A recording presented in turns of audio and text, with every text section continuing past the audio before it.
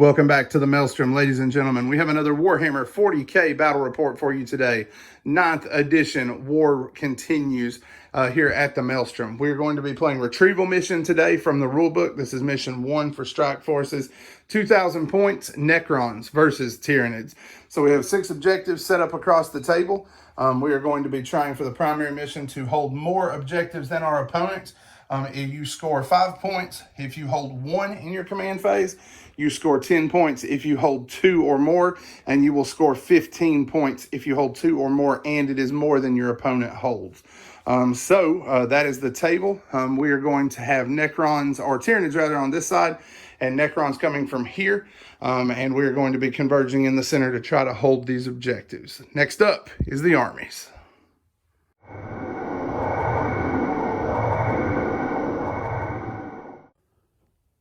Okay, so first up, we have the forces of the Necrons. Today we are going to be playing Dagon Dynasty with our forces, and we are going to be using Illuminor Xeris, who we have just finished painting. Not sure what I think of his rules just yet, but I do want to give him a try and see how he works out. He does seem like he could bring some damage to the table, so I kind of want to see how that goes, and he also fills that Cryptek niche for me. In addition to him, I have the Overlord from the Indomitus box set. That Overlord is going to be my Warlord today, and he is running with Skin of Living Gold. In our third HQ slot, we have a Royal Warden. He's the one that I didn't get to try out in the first game of the new HQ, so I wanted to give him a shot today to see how he affects this massive block of infantry. Then for the bulk of the army, we have a bunch of infantry starting off with 10 Immortals. They have Gauss Blasters. We are going to be bringing them on probably just standard, walking across the table since we are playing against Tyranids today. We also have 10 Necron Warriors from the Indomitus box that have Gauss Reapers. I'm going to be using these guys for some heavy lifting and try to get some good AP shots in against some of his more elite bugs as the game goes on. And they will be probably starting the game with the Ghost Arc to get them redeployed early. Backing them up, we have the Guts of the Army, which is 2 squads of 20 Necron Warriors. They're the traditional Gauss Flayer guys, and they're just kind of form the backbone of the army and move up the field together. We also have a Transcendent Catan, which we are going to use him as a Catan shard of the Nightbringer today. And he is going to run with Transdimensional Thunderbolt and Antimatter Meteor. For our fire support, we're bringing 2 squads of destroyers today, 1 heavy, 1 standard, and we're bringing 3 bodies in each squad. Hopefully they can do some heavy lifting against the Tyranid monsters. And then we have a monolith to finish things off to give us some fire support and maybe redeploy a squad or 2 across the course of the game if things start to get too hairy. All right, so that is the Necron contribution today. We will be right back with the Tyranids.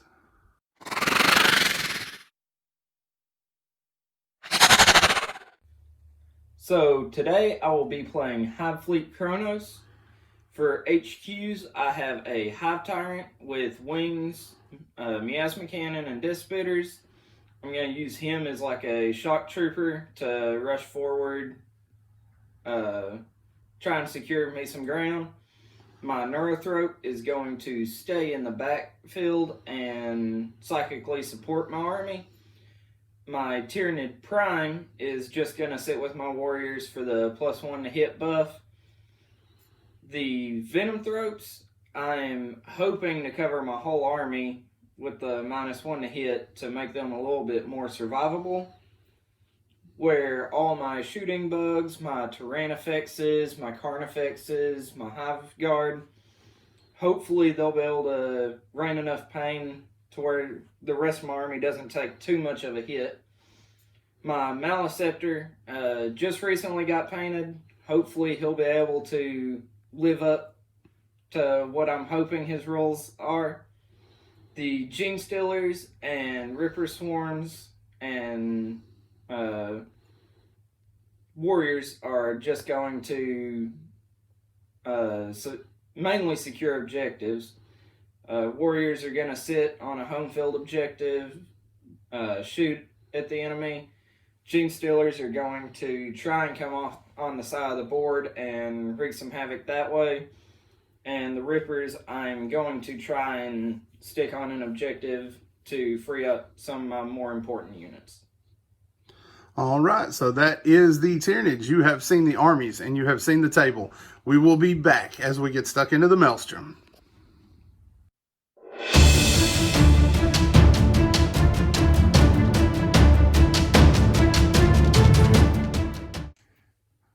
All right, initial deployment is complete. The Necrons were the attackers. We have our Monolith in teleportation reserve, and we have our 10 Gauss Reaper guys in the Ghost Ark. So then we have the bulk of our army trying to make use of this centerpiece of terrain. For this table, we're still working on some terrain that's really going to interact with the new rules correctly. So for this game, we're going to be treating all of these as defensible, obscuring over 5 inches, and difficult ground, just to try to give us a little bit of terrain usage there, because they don't really fit well with anything else. So they're going to give us a cover save for light cover. They're going to be difficult ground, and they're going to be defensible. So the Necrons went ahead and tried to make use of that central piece, put our destroyers and our characters directly behind it, with warrior blobs stretching off to either side, and then the immortals in the center as well. We have our Catan here in the center as well, and then our heavy destroyers making use of the same rule back here behind this piece. Eric, walk us down your deployment. So my Tyrannifexes are set up in the backfield. Carnifexes on the front. Venom Throats in the middle of my bubble to give the -1 to hit to everyone. Warriors and Narthrope up top for superiority. And the Maliceptor and Hive Guard near the base of the tower, with my Ripper Swarms bringing up the flank to grab an objective. And you have 10 Gene Stealers in Strategic Reserve, correct? Correct. All right, so that is deployment. High Roller chooses first turn. Tyranids, what's it going to be?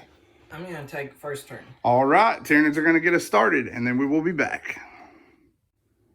So my Maliceptor, Carnifexes, Hive Tyrant, Venom Throats, and Rippers move forwards.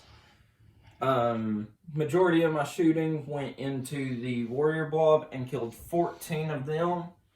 My Hive Tyrant's Miasma Cannon and my Hive Guard's Impeller Cannon shot into the destroyers and killed 2, brought 1 down to 1 wound. And my second turn effects ended up shooting into a separate Warrior Blob and killed 3. All right. And then your Venom Throats raised the banner back here, correct? Correct. All right, so the banner is raised here, or in this case, the Spore Chimney. So that is turn 1 for the Tyranids. Necron response coming up next.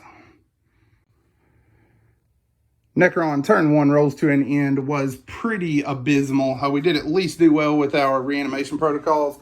We got nobody back here, so we just left him in the backfield to hold this objective since he is completely combat ineffective at the moment.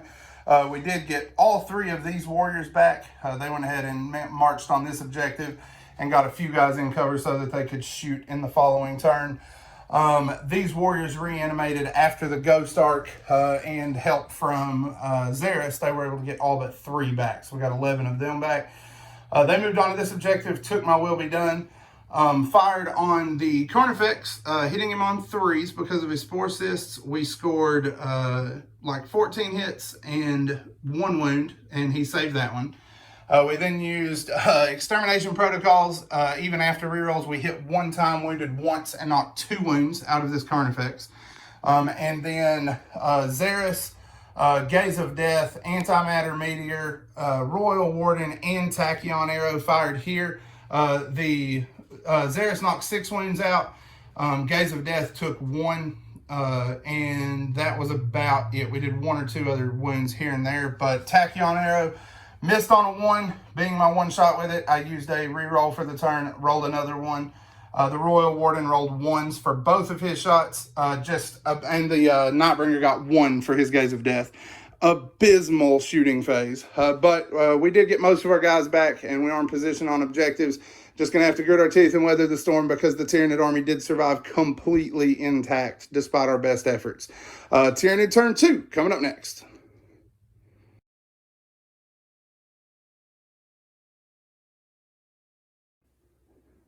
So Psychic Powers, cast the Horror on the Heavy Destroyers, Smite on the Immortal Blob, and Catalyst on my Wounded Carnifex with Symbiostorm on the Tyrannifex behind it.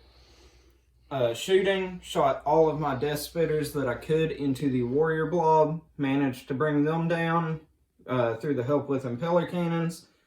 And the rest of my odd fire went into the Immortals to bring them down to 2 guys. My Maleceptor is charging into them with a roll of 9. Yep, not a friendly turn to the Necrons at all, but at least the Maleceptor is down to 1 wound. He did kill himself virtually with his psychic power. Rolled 2 6s for the Horror and took 3 mortal wounds, then rolled 2 1s for Smite, and then had to use a reroll to keep from killing himself there. We're going to see what happens here in this combat, and then we will be back. So, Assault wrapped up. I did not realize he needed a 6 to hit, so he failed to hit at all. And the Catan Shard of the Nightbringer ended up bringing him down. Yep, after he killed him, he moved away. Thank God this guy did not explode and roll a 6. That was a brutal turn. Not nice at all. All right, so the Tyranids are scoring 10 points because they hold 2 objectives, but they did not hold more than me, and they are scoring 1 for Raise the Banner here. And you said your Venom Tropes raised the banner here as well this turn, right? Correct. All right, so it is currently 11-0. Necron turn 2 coming up next. Necron turn 2 was a little bit more effective than our first turn for sure. We brought back 5 of the dead Immortals, and they started forward with My Will Be Done. This blob of warriors moved to this flank, getting clear of terrain to clear everything up, because we did score 10 points. He was able to block our holding more objectives with the Rippers, who were promptly disintegrated by these guys.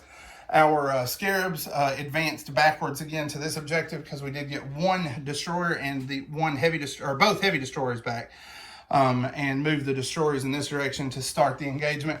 Moved forward with the Gauss Reapers and the Ghost Ark, and then the Catan pushed forward as well. Into the movement phase, we dropped our Monolith in the backfield. Transdimensional Thunderbolt did nothing. Didn't roll a 4+ for anything. He then did Gaze of Death at the Hive Tyrant, and the Hive Tyrant made both of his invols off of the 2 shots I got. The Immortals and the Destroyers together were able to bring down the vast majority of the Venom Throats. We finished 1 off with Xeris' staff. We finished 1 off with the Royal Warden. So we were able to get rid of them and get them out of the way for a charge. The Carnifex went down to the heavy destroyers. We used our extermination protocols on the normal destroyers to take out the majority of the Venom Throats. And then we fired 3 shots at -1 to hit, all wounded, and killed this Carnifex. We are now charging this Carnifex. We did have to use a reroll because we rolled 2 1s. The Catan is still finding his feet, I guess. But he is going into combat there. The Monolith, with all of its shots, was able to do a whopping 1 death to the Hive Guard. We killed 1, put 1 at 1 wound. So not a terrible turn, much better than the previous for sure. We got 1 combat to work, then we will be back. Combat rolls to an end, and I am ready to stick the Nightbringer back in his Pokemon ball. Charged in, rolled 3 1s for his 4 attacks. Used the command point reroll to get a 2nd hit. And got 2 hits, and then rolled another 1 on the wound dice, and dealt this Carnifex 2 wounds, of which he saved 1 on Catalyst. And then I lost 1 in return, so I'm at that point of laughing madness with that Nightbringer. He is not getting anything done today. So that's the turn. We have moved forward and secured our objectives and are ready to weather another Tyranid shooting phase. Necron turn 2, rolls to an end.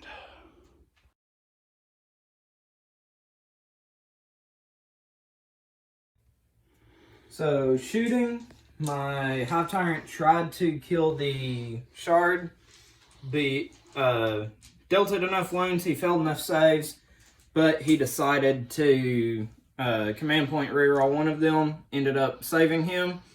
Carnifex didn't do anything.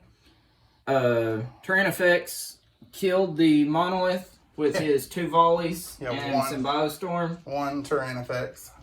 It's been one of those games. Second Tyrannifex fired at the Warriors and killed 5 of them. And the Warriors killed 3 Immortals. Yep. So we got a combat to work. I did lose all but 3 of my Shards wounds and Psychics. He didn't mention that. 2 smites, psychic scream. I was down to 3 wounds.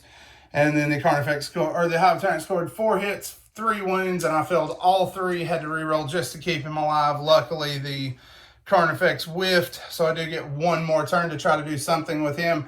Not been a good day for the Necrons, unfortunately. But we're going to see what we can do. Got some combats to work. We'll see if that Catan can pull something out and hang on for 1 more turn. So, assaults. The Catan Shard managed to cut down my Carnifex, and my Hive Tyrant whiffed in return. Thank goodness. We finally got something going. The monolith is in ruins. The warriors are all dying, but we managed to hold the Catan with 1 wound. He is undoubtedly dead to psychics in the coming turn, but maybe we can get something done before that happens. Necron turn 3 is coming up next. You scored 10 that turn, correct? Yes. So we got 10 for objectives. Because he had 2 monsters there, and he was still holding this one, so he scores 10 for objectives, and 2 for raise the flag, because he did raise 2 flags. That will put him at 23, so it is 23 to 10 at the moment in favor of the Tyranids. Necrons had a little bit better go of it this turn. We scored 15 points for our objectives that we were holding. We went ahead and moved our Ghost Ark forward with the Reapers inside. And then moved our Immortals forward. We managed to reanimate them back up to 7 guys. And down here we got all but 1 of these warriors back that was shot down that turn. Everything continued to move forward, including the destroyers now adding their pace as we're moving towards the center of the battlefield. We fired here with an extermination protocols, managed a massive 4 wounds with the heavy destroyers, and the destroyers killed off 1 warrior. The other 2 warriors were killed off by a combination of the Ghost Ark's Reapers, the Reapers inside the Ghost Ark, and the Immortals here, and then the Ghost Ark itself put 2 wounds on the Malanthrope up front. The warriors here fired their shots into the back and killed off 1 Hive Guard, leaving the other at 1 wound, and Illuminor Xeris fired here and missed with both shots, trying to take out the Prime now that he's not protected anymore. Catan managed to get an antimatter meteor and a transdimensional thunderbolt off. We paid 2 CP to get the second random power and did a few mortal wounds to the Hive Tyrant, and then Gaze of Death did him 5 more, bringing him down to, you said 3, right? Yep. All right, so we got 3 wounds left, but the Hive Tyrant is fighting first. It is Puncher's chance there to see what happens. We will be back after we have worked that combat. Combat rolls to an end. Hive Tyrant swings first and manages to miss with all of his attacks. Doesn't do anything where he was damaged. He was hitting on a 4. I take it back. He hit 3 times, didn't roll any wounds, right? Yep. Okay, so, and then the Catan took Entropic Strike to ignore his invul with his first attack and was able to smash him with that 1 attack and bring him down. Thankfully, he did not die violently and kill the Catan as well. So the Hive Tyrant is laid low at that point. Tyranids turn 4 will be coming up next.